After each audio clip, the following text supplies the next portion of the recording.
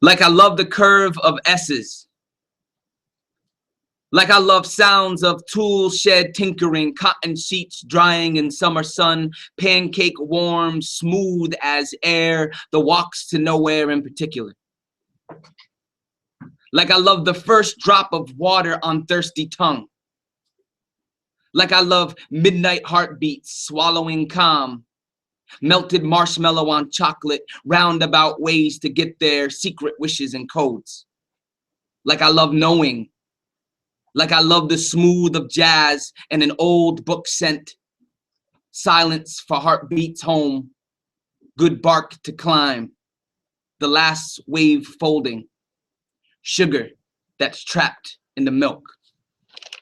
Woo! Woo! Woo! Ladies and gents, Paper Voices welcomes you to episode 14 of our Google Hangout Open Mic Series.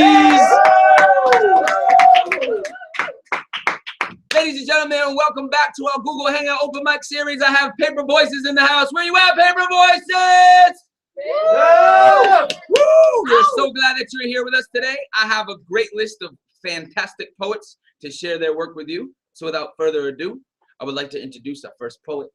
Please put your hands together for David Walker! Yeah. Verses by rappers versing each other, spreading skills, killers chills. We ain't out here hurting each other. We vibing to the fire. Break the totem pole so I can get higher. I'm trying to get higher. And this music got me feeling it. This music is the love. I'm wondering if you're hearing it. Poets, I need you. Rappers will lead you. We starting a new era of lyrical genius. It'll be an understatement to say that I need this. I give everything I have so I could be this. Hear the beat, your earlobes full of wax without the rhythm of the streets. And if you feel like you could do it better than here's the beat. Verses by rappers versing each other. Spreading skills, killers chills. We ain't out here hurting each other. Give it up for David Walker. Yeah. Up next to the mic, I would like to invite Jessica Bell. Woo!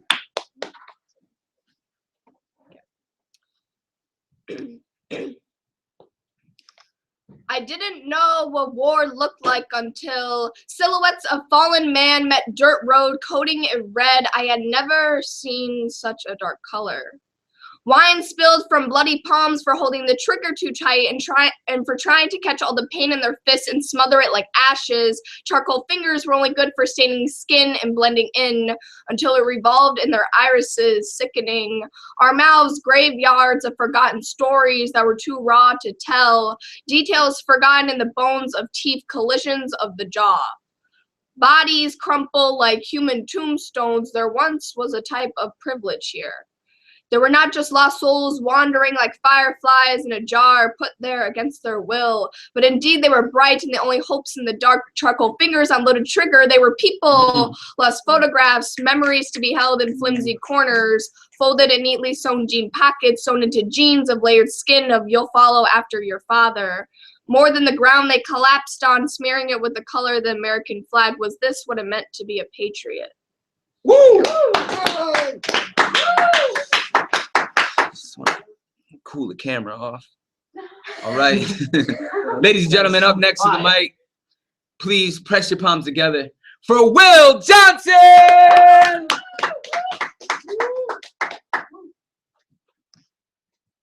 Hi. Never in my entire life had Scrabble been this fucking intense. We gathered around the board, third player missing, stumbling from the kitchen, from the cupboards, voice rang like a goddamn drunk siren. Hunched over the living room table, new rug caressing his bare feet, returned the favor by becoming a dragon, whipping out his favorite Zippo and blowing like he was back in Nam. Me and my brother decided to leave, to literally put that behind us. And until that night, I never knew Fireball came in a plastic bottle, that it was made from the same shit as jet fuel, so maybe when he held that lighter to his tongue, he didn't think he was spitting fire. He thought he was flying, cruising through the skies like Benny, blasting sound barriers booming, bam, bashing winds whipping, words flaming, flick flippers flying, flare songs singe, stupefy, sterilize, seize such speed, said Booze, blaring bangs blow past blitzes, barreling, binge then barf, kiss and tell, killer killing, cognac kindling, kept covertly convenient, till he coughs. And to this day, my brother and I take separated silences. Since that night, my brother and I have let that manifest in the baby molars of our voice, enamel not solid enough to muster use. And now tomorrow, harbinger of change, I won't let a good story go untold. Thank you. Will Johnson! I love poetry. Ladies and gentlemen, please put your hands together for Paige Tyler. Woo! Following along with Jessica's theme.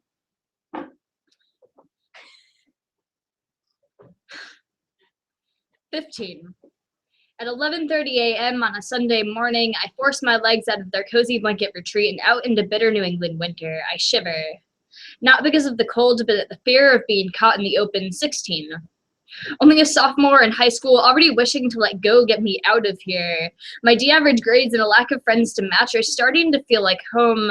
I watched the dingy classroom analog clock move slower and slower. Each second, or as seconds drag on for hours, each tick reminds me of my mother. Ticks becoming snaps, becoming, why can't you just work for me, yelling at me, like her coffee machine at 5 a.m., like a machine, like all I know is that I don't know how to be hardworking when there's nothing for me to work for here. 17. I'm up before the sun is. I walk out the door faster than I can lace my sneakers, faster than mom and dad can explode each other. I see the forest floor on my hands and knees, praying more than I ever do their faces. Their eyes, their faces, in my memory have been reduced to moss-covered stones, long since smoothed out by heavy rain. 18. I'm shocked that there are classes I'm not failing. College, it's a dream I have long since given up. 18. The military is starting to sound really cozy to me. 18. Last night, I broke a window to get my drunken father to stop screaming. 18. The military sounds more like home than this hell I'm living in. 18. There's nothing left for me here. Even the sunrises in New England are all starting to look the same. 18. Maybe my country is finally something worth working for. Worth fighting for. 18. Goodbye. Woo! Yeah! Ladies and gentlemen, last but not least, I invite our next poet. Please put your hands together for Aiden Powell! I also have a military poem. I'm old enough to shoot a man down, but not old enough to shotgun a beer. I'm old enough to shoot a shotgun, but not old enough to rent a car without parental consent. I drag my leathery fingers across the smooth of my freshly shaven head. This is the year that I became a man. I strap up my boots on the way to boot camp. I swear the sky looks like a mural. The sunset, a vivid depiction of my future, reds for the blood and purples for the bruises. The drill sergeant gave me an in-depth description of what war was. War is jumping off a plane with no parachute and staring at the ground before being flattened by it. The whole time you'll see your fate. Sooner or later, you grow to accept it.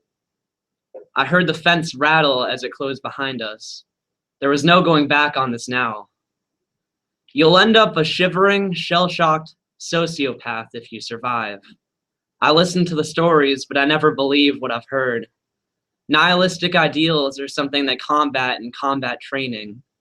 Believing in a cause is the difference between having the strength to carry on and lying limp in a puddle of your own blood. Give it up for Aiden Powell.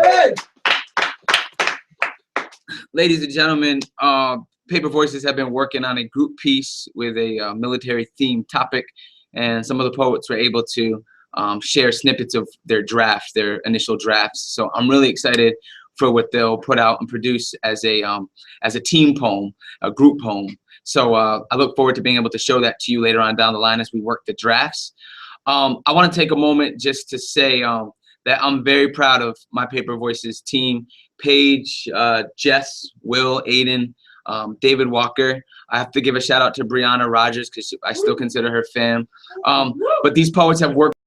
It's often that we, at the high school level, we know what the scores are on the baseball team, and we know what the football team and basketball teams and what all the sports teams do. But my team has been working really, really hard, practicing, drilling lines, drilling stanzas, new writing, reworking writing, edits, critiques. They've gone out to every trial. I want to congratulate Paige, Jess, and David Walker, who have passed on through the trials and will be competing at the Grand Slam on the 19th at the Bushnell at 3 o'clock. Representing Manchester, representing Paper Voices. So all that hard work that they have done has really paid off. And I'm just really, really proud to be coaching this team. They're a solid team, and I love them all. I want to give you just a quick heads up on the 24th of April. I'm devising, along with ideas from Chris Chaffin and some outsourced support. I am designing a Grand Slam battle. I'm calling it the Battle of the Districts. I know that Rockville, Connecticut has already signed on with a slam crew. I want my Manchester Slam crew to sign on and go and compete. And I just got off the phone with Megan, who coaches a Crep team out in Hartford that wants to be a part of this. And I'm calling it the Hunger Games of Poetry because it's district for district competing. It's going to be live with a lot of music, a lot of poetry, and some friendly battling. Mostly friendly. Just kidding. It's all peace and love. But people just expressing themselves over the mic with some slam poetry. It is a competition. And there are prizes and bragging rights involved. And we hope to see you on the 24th.